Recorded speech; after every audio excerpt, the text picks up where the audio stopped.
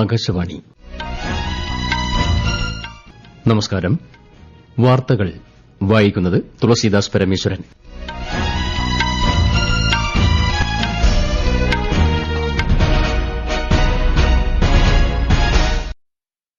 പ്രധാന വാർത്തകൾ.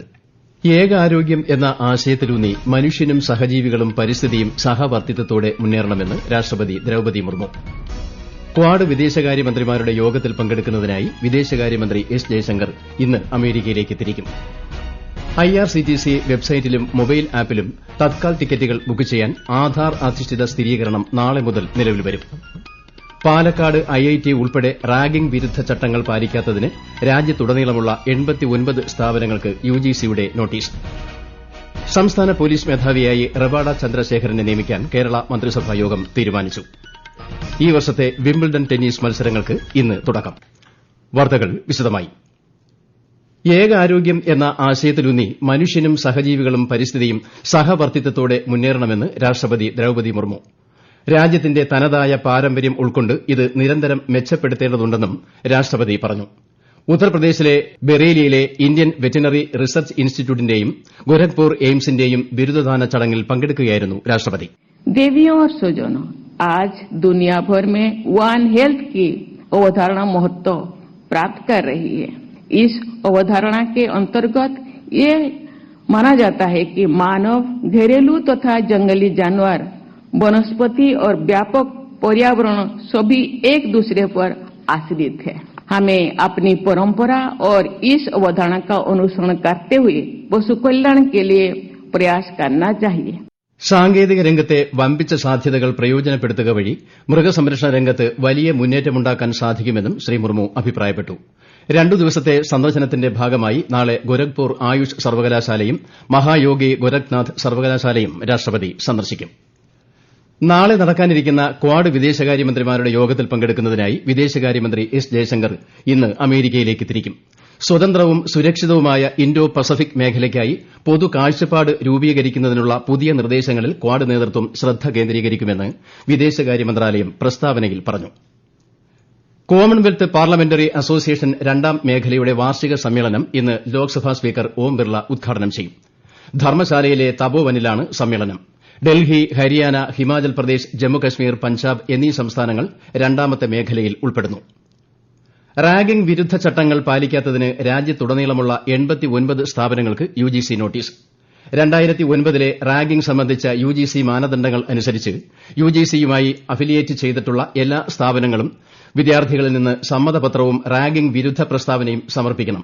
ഇതിൽ വീഴ്ച വരുത്തിയ 4 IITകൾ, 3 IIMകൾ, അലിഗഡ് മുസ്ലിം യൂണിവേഴ്സിറ്റി എന്നിവ ഉൾപ്പെടെയുള്ള സ്ഥാപനങ്ങൾക്കാണ് നോട്ടീസ്. പാലക്കാട് IITയും ഇതിൽ ഉൾപ്പെടുന്നു. ഇന്ത്യൻ ഓഹരി വിപണികളിൽ കഴിഞ്ഞയാഴ്ച 13,107 കോടി രൂപയുടെ വിദേശ നിക്ഷേപം ഉണ്ടായതായി നാഷണൽ സെക്യൂരിറ്റീസ് ഡെപ്പോസിറ്ററി. ആഗോള രാഷ്ട്രീയ വ്യാപാര സംഘർഷങ്ങളിൽ കുറവുണ്ടായ പശ്ചാത്തലത്തിലാണ് നിക്ഷേപത്തിലെ വർധന. IRCTC വെബ്സൈറ്റിലും മൊബൈൽ ആപ്പിലും തൽക്കാൽ ടിക്കറ്റുകൾ ബുക്ക് ചെയ്യാൻ ആധാർ അധിഷ്ഠിത സ്ഥിരീകരണം നാളെ മുതൽ നിലവിൽ വരും. ജൂലൈ അവസാനം മുതൽ തൽക്കാൽ ബുക്കിംഗുകൾക്ക് OTP സ്ഥിരീകരണവും ഏർപ്പെടുത്തും. ഈ വർഷം അവസാനത്തോടെ മിനിറ്റിൽ 1.5 ലക്ഷത്തിലേറെ ടിക്കറ്റുകൾ ബുക്ക് ചെയ്യാവുന്ന പുതിയ റിസർവേഷൻ സംവിധാനം നിലവിൽ വരുമെന്നും റെയിൽവേ അറിയിച്ചു. ട്രെയിൻ പുറപ്പെടുന്നതിന് 8 മണിക്കൂർ മുൻപ് റിസർവേഷൻ ചാർട്ടുകൾ തയ്യാറാക്കാൻ റെയിൽവേ മന്ത്രി അശ്വിനി വൈഷ്ണവ് റെയിൽവേ ബോർഡിന് നിർദ്ദേശം നൽകി. വെയിറ്റ് ലിസ്റ്റ് ടിക്കറ്റുള്ള യാത്രക്കാർക്ക് കൂടുതൽ ഗുണം ചെയ്യുന്നതാണ് ഇത്. ടിക്കറ്റ് സംവിധാനം കൂടുതൽ കാര്യക്ഷമമാക്കുമെന്നും ശ്രീ വൈഷ്ണവ് പറഞ്ഞു. 5 വർഷത്തെ ഇടവേളയ്ക്ക് ശേഷം കൈലാസ് മാനസ സരോവർ യാത്ര ഇന്ന് പുനരാരംഭിക്കും. കോവിഡ് വ്യാപനത്തെ തുടർന്ന് 2020ൽ തീർത്ഥാടനം നിർത്തിവച്ചിരുന്നു. ഈ വർഷം സിക്കിമിലെ നാഥുല ചുരം, ഉത്തരാഖണ്ഡിലെ ലിപുലേഖ് ചുരം എന്നിവ വഴിയാണ് യാത്ര സംഘടിപ്പിച്ചിരിക്കുന്നത്. അതേസമയം കനത്ത മഴയും മണ്ണിടിച്ചിൽ സാധ്യതയും പരിഗണിച്ച് താത്കാലികമായി നിർത്തിവച്ചിരുന്ന ചാർധാം യാത്ര ഇന്ന് രാവിലെ പുനരാരംഭിച്ചു. ഈ വർഷത്തെ അമർനാഥ് യാത്രയ്ക്കുള്ള ഒരുക്കങ്ങൾ അവസാന ഘട്ടത്തിലേക്ക്. ജൂലൈ 3-ന് ആരംഭിക്കുന്ന വാർഷിക തീർത്ഥാടനത്തിനുള്ള ടിക്കറ്റ് എടുക്കുന്നതിനായി ഇന്ത്യയിലുടനീളവും വിദേശത്തുമുള്ള ഭക്തർ ഇന്ന് പുലർച്ചെ സരസ്വതിധാമിൽ എത്തിത്തുടങ്ങി. യാത്ര സുഗമമാക്കുന്നതിനായി ജമ്മു ശ്രീനഗർ ദേശീയ പാതയിൽ സുരക്ഷാസേന മോക്ക് ഡ്രിൽ സംഘടിപ്പിച്ചു. ഈ വാർത്തകൾ ആകാശവാണിയിൽ നിന്ന്. ആകാശവാണി വാർത്തകളും വാർത്താ അധിഷ്ഠിത പരിപാടികളും All India Radio news Thiruvananthapuram YouTube ചാനലിലും at All India Radio news Thiruvananthapuram Facebook പേജിലും AIR ന്യൂസ് _ ഇൻസ്റ്റഗ്രാം അക്കൌണ്ടിലും at AIR news _ TVM X ഹാൻഡിലും ലഭ്യമാണ്. സംസ്ഥാന പോലീസ് മേധാവിയായി റവാഡ ചന്ദ്രശേഖരനെ നിയമിക്കാൻ കേരള മന്ത്രിസഭാ യോഗം തീരുമാനിച്ചു. UPSCയിൽ ചേർന്ന എംപാനൽമെന്റ് കമ്മിറ്റി നൽകിയ ചുരുക്കപ്പട്ടികയിൽ നിന്നാണ് ഇദ്ദേഹത്തെ തെരഞ്ഞെടുത്തത്. 1991 ബാച്ച് IPS ഉദ്യോഗസ്ഥനാണ്. നിലവിൽ ഡൽഹി ഇന്റലിജൻസ് ബ്യൂറോയിൽ സ്പെഷ്യൽ ഡയറക്ടറാണ്. കൂത്തുപറമ്പ് വെടിവെപ്പ് സമയത്ത് തലശ്ശേരി ASP ആയിരുന്നു. സംസ്ഥാന പോലീസ് മേധാവി ഷെയ്ഖ് ദർവേഷ് സാഹിബ് ഇന്ന് വിരമിക്കും. 1991 ബാച്ച് കേരള കേഡർ IPS ഉദ്യോഗസ്ഥനാണ് ഇദ്ദേഹം. 2 വർഷം പോലീസ് മേധാവിയായി സേവനം അനുഷ്ഠിച്ചിട്ടുണ്ട്. വിശിഷ്ട സേവനത്തിന് 2016 രാഷ്ട്രപതിയുടെ പോലീസ് മെഡലും 2007 ഇന്ത്യൻ പോലീസ് മെഡലും ലഭിച്ചിട്ടുണ്ട്. വിരമിക്കുന്ന സംസ്ഥാന പോലീസ് മേധാവിക്ക് യാത്രയയപ്പ് നൽകുന്നതിന്റെ ഭാഗമായി തിരുവനന്തപുരം SAP ഗ്രൌണ്ടിൽ പോലീസ് സേനയുടെ പരേഡ് നടന്നു. ഇന്ത്യയിലെ തന്നെ മികച്ച പോലീസ് സേനകളിലൊന്നാണ് കേരള പോലീസ് എന്ന് DGP വിരമിക്കൽ പ്രസംഗത്തിൽ പറഞ്ഞു. നിങ്ങളെല്ലാവരുടെ professionalism, unwavering commitment to duty, sacrifices ഇതെല്ലാത്തുകൊണ്ട് കേരള പോലീസ് ഇന്ന് ഇന്ത്യയിലെ ബെസ്റ്റ് പോലീസ് ഫോഴ്സാണ്. തുടർച്ചയായിട്ട് കേരള പോലീസിന് ലോ ആൻഡ് ഓർഡർ ആയാലും കുറ്റാന്വേഷണത്തിലായാലും പ്രശംസകൾ ലഭിച്ചുകൊണ്ടിരിക്കുകയാണ്. കേരള പോലീസിലെ ഒരു പരാതി പറഞ്ഞാലേ മറ്റേതൊരു സംസ്ഥാനത്തെ അപേക്ഷിച്ച് വളരെ കാര്യക്ഷമമായിട്ട് നടപടി ഉണ്ടാവും എന്നതിൽ ഒരു സംശയമില്ല. അതെല്ലാം നമ്മൾ അഭിമാനിക്കാറുള്ളതാണ്. കേരള പോലീസിലെ CPO മുതൽ DGP വരെയുള്ള ഓരോ ഉദ്യോഗസ്ഥൻ വളരെ കോമ്പിറ്റന്റ് ആണ്, ഡെഡിക്കേറ്റഡ് ആണ്. Janaki versus state of Kerala സിനിമയുടെ പ്രദർശനാനുമതി നിഷേധിച്ചതിനെതിരെയുള്ള ഹർജി കേരള ഹൈക്കോടതി ഇന്ന് വീണ്ടും പരിഗണിക്കും.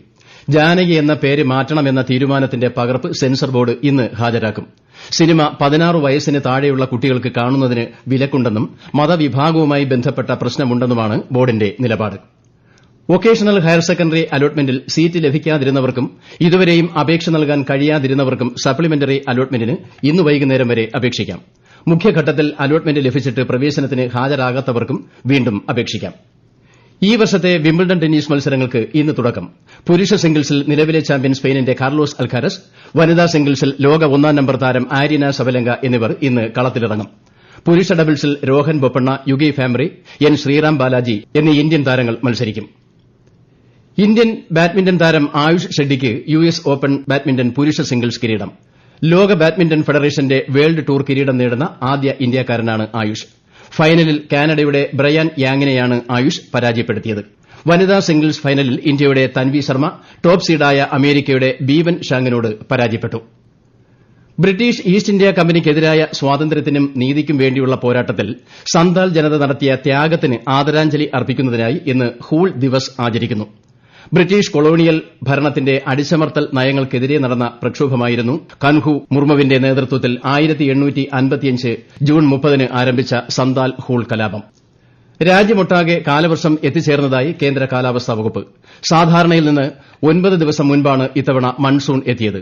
ഝാർഖണ്ഡിൽ ഒറ്റപ്പെട്ട ഇടങ്ങളിലും ഒഡീഷ, ബീഹാർ, മധ്യപ്രദേശ്, ഛത്തീസ്ഗഡ് എന്നിവിടങ്ങളിലും അടുത്ത മാസം 5 വരെ അതിശക്തമായ മഴയ്ക്ക് സാധ്യതയെന്നും കാലാവസ്ഥാ വകുപ്പ് അറിയിച്ചു. ഇന്ത്യ ട്രക്കോമ രോഗമുക്തമെന്ന് ലോകാരോഗ്യ സംഘടന. അന്ധതയുടെ പ്രധാന കാരണമായിരുന്ന ഈ രോഗത്തെ സുസ്ഥിര പ്രയത്നത്തിലൂടെയും മികച്ച ആരോഗ്യ സേവനങ്ങളിലൂടെയുമാണ് ഇന്ത്യ തുടച്ചു നീക്കിയത്. രാജ്യത്തെ ഓഹരി വിപണികളിൽ നഷ്ടം. സെൻസെക്സ് 278 പോയിന്റ് കുറഞ്ഞ് 83,780-ലും നിഫ്റ്റി 80 പോയിന്റ് താഴ്ന്ന് 25,557-ലും വ്യാപാരം തുടരുന്നു. സ്വർണം പവന് 120 രൂപ കുറഞ്ഞ് 71,320 രൂപയും ഗ്രാമിന് 8,915 രൂപയുമാണ് ഇന്നത്തെ വില. പ്രധാന വാർത്തകൾ വീണ്ടും. ഏകാരോഗ്യം എന്ന ആശയത്തിലൂന്നി മനുഷ്യനും സഹജീവികളും പരിസ്ഥിതിയും സഹവർത്തിത്വത്തോടെ മുന്നേറണമെന്ന് രാഷ്ട്രപതി ദ്രൌപദി മുർമു. ക്വാഡ് വിദേശകാര്യമന്ത്രിമാരുടെ യോഗത്തിൽ പങ്കെടുക്കുന്നതിനായി വിദേശകാര്യമന്ത്രി S ജയശങ്കർ ഇന്ന് അമേരിക്കയിലേക്ക് തിരിക്കും. IRCTC വെബ്സൈറ്റിലും മൊബൈൽ ആപ്പിലും തൽക്കാൽ ടിക്കറ്റുകൾ ബുക്ക് ചെയ്യാൻ ആധാർ അധിഷ്ഠിത സ്ഥിരീകരണം നാളെ മുതൽ നിലവിൽ വരും. പാലക്കാട് IIT ഉൾപ്പെടെ റാഗിംഗ് വിരുദ്ധ ചട്ടങ്ങൾ പാലിക്കാത്തതിന് രാജ്യത്തുടനീളമുള്ള 89 സ്ഥാപനങ്ങൾക്ക് UGCയുടെ നോട്ടീസ്. സംസ്ഥാന പോലീസ് മേധാവിയായി റവാഡ ചന്ദ്രശേഖരനെ നിയമിക്കാൻ കേരള മന്ത്രിസഭാ യോഗം തീരുമാനിച്ചു. ഈ വർഷത്തെ വിംബിൾഡൺ ടെന്നീസ് മത്സരങ്ങൾക്ക് ഇന്ന് തുടക്കം. വാർത്തകൾ കഴിഞ്ഞു. അടുത്ത വാർത്താ പ്രക്ഷേപണം വൈകിട്ട് 6:30-ന്.